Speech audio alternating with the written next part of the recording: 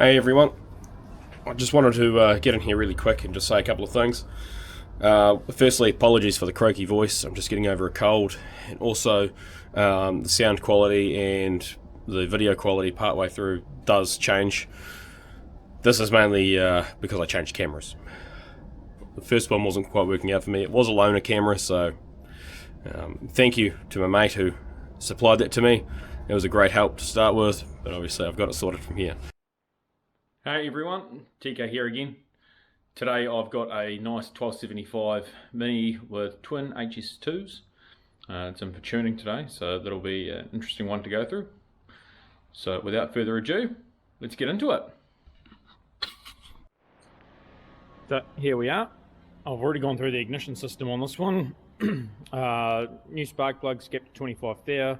New set of ignition leads. This one's already got a CSI distributor in it, so I've recurved that, well, selected the correct curve for this engine.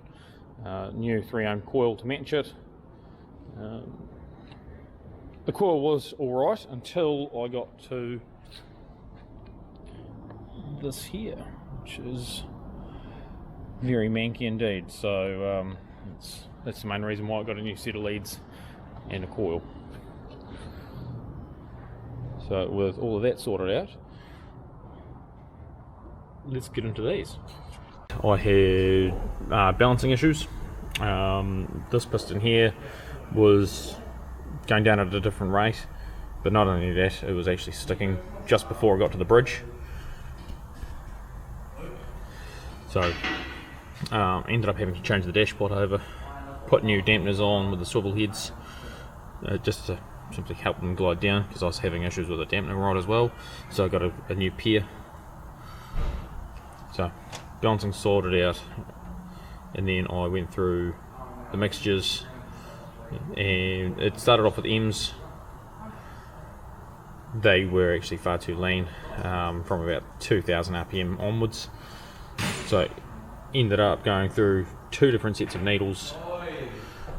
Tried AH2s, again, still too lean. And I do know that I haven't got any vacuum leaks at all. So I've gone through that very meticulously. Then I ended up with number 3s. They were the richest ones that I had in my kit. They still needed modifications up high, but at least I was closer in the ballpark there. So yeah, we'll get this started up and get a final test drive done on it and let the customer know.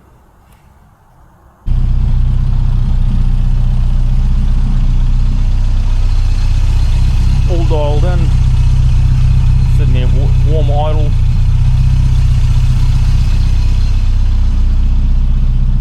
Ready for a test drive.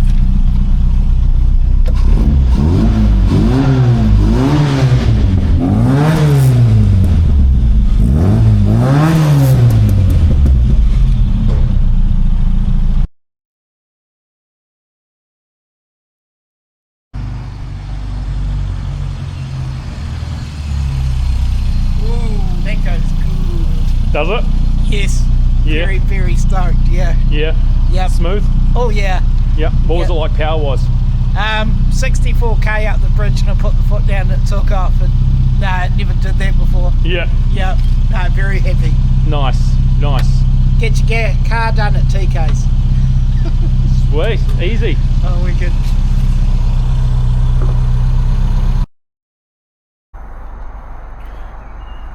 Another one of the cars that I'm doing this week.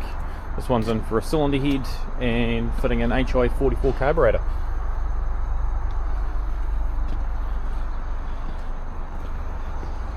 This one's done about 105,000 Ks.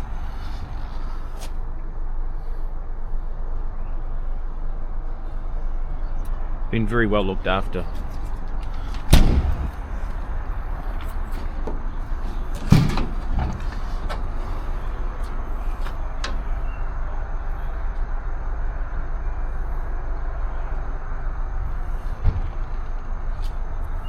Still with the single HS4 carburetor. This one's fitted with an Evo 1 cam, so with the new head and the replacement carburetor, it should go very well. So here we are. I've already gone through and obviously taken the cylinder head off. I've cleaned and lubricated the studs. I've made sure the block surface is nice and flat. Then obviously put the Rover head gasket on it. So one I prefer to use out of all of them.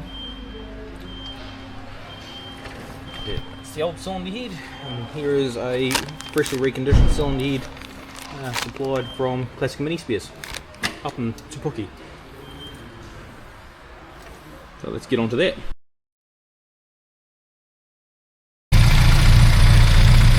So I've only just had this fired up now. New carbs on.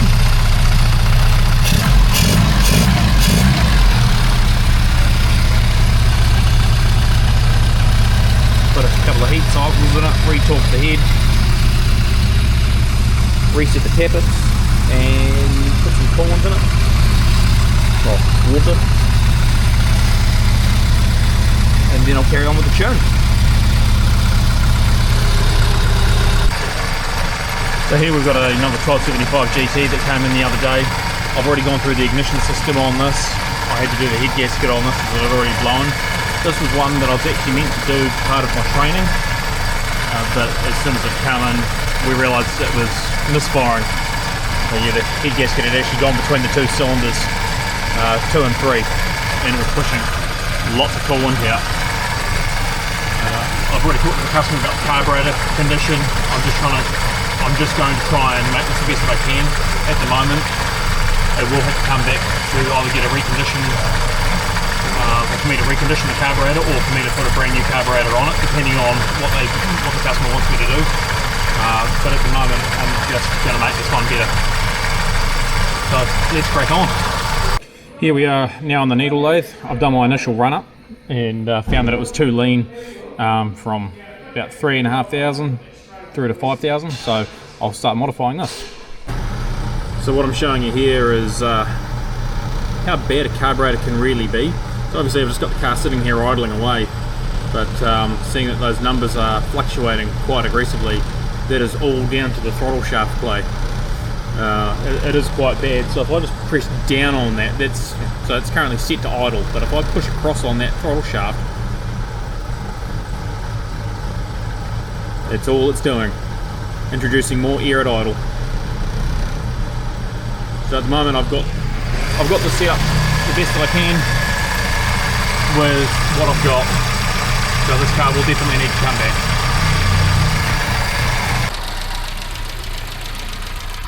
Here we are, all dialed in now. Definitely had to change the needle. Did have the original GX needle in it, and as expected, it was far too lean. Obviously I'm having to compensate for the throttle shaft wear, but all ready for a drive.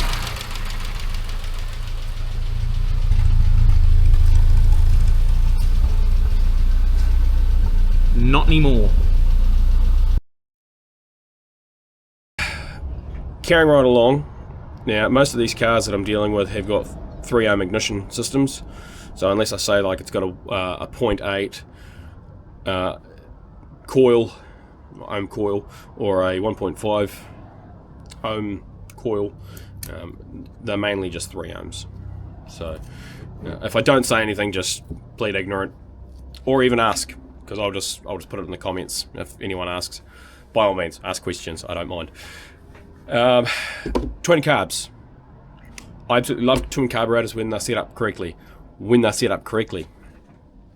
They do take a long time to get correctly. This purple 1275 in the video took me close to 10 hours to sort out. I did actually have to sort out an exhaust leak first, because that was part of a repair I needed to carry out anyway.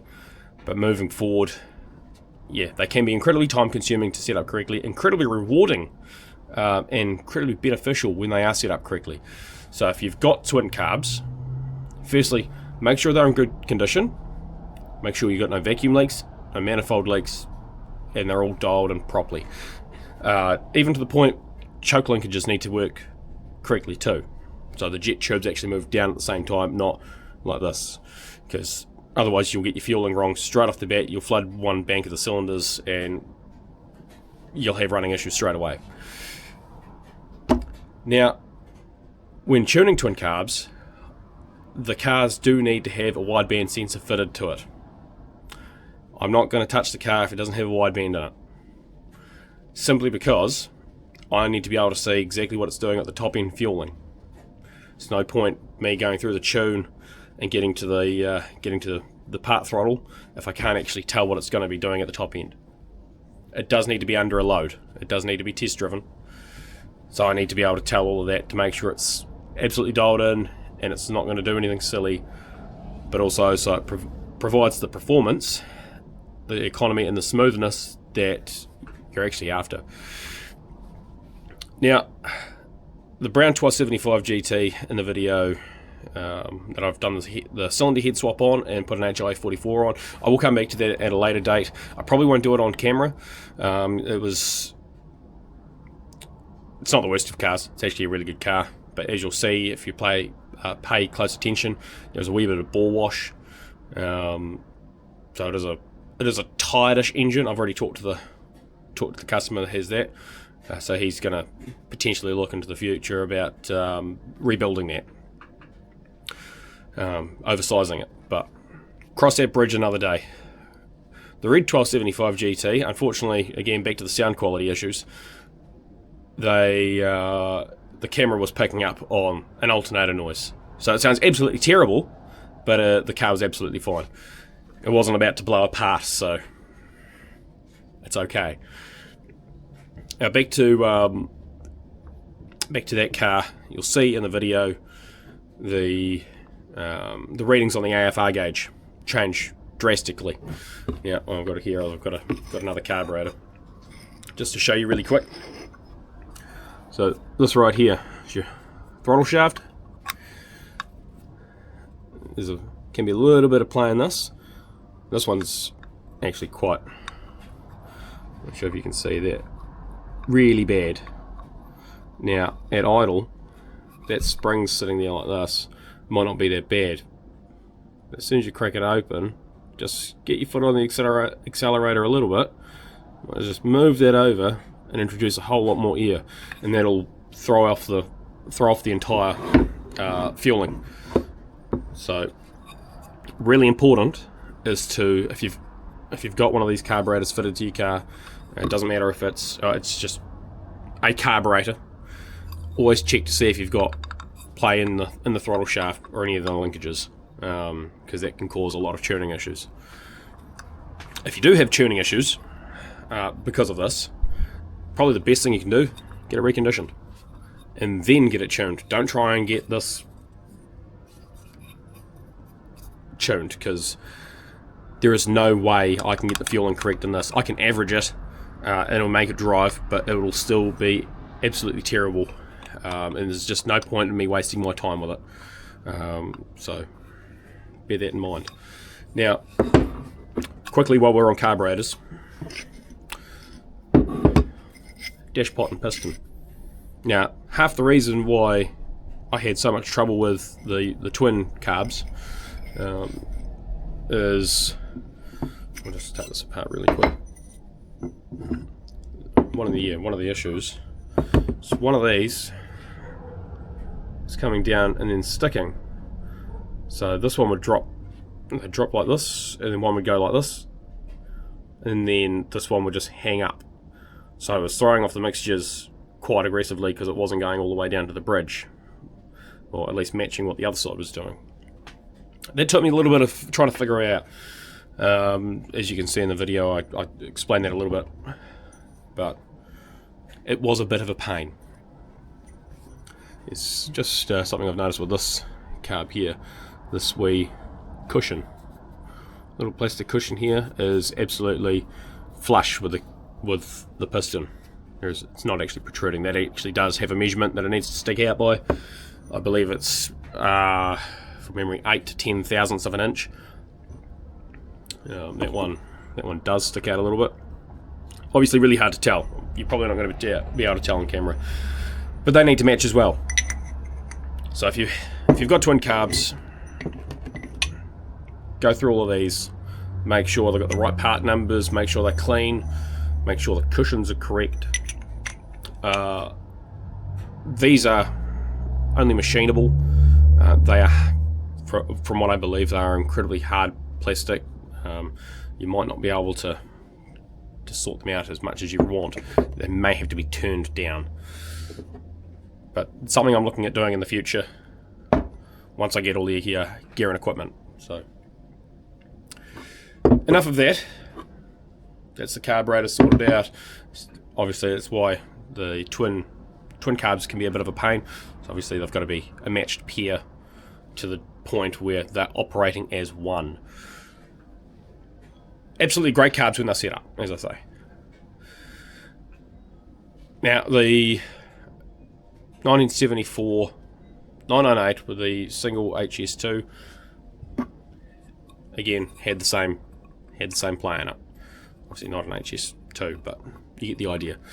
It wasn't that bad, but it was bad enough to warrant needing to be replaced or reconditioned. Probably best for in that case. The Red 1275 needs a new carburetor, so I've already talked to them about that one as well, obviously.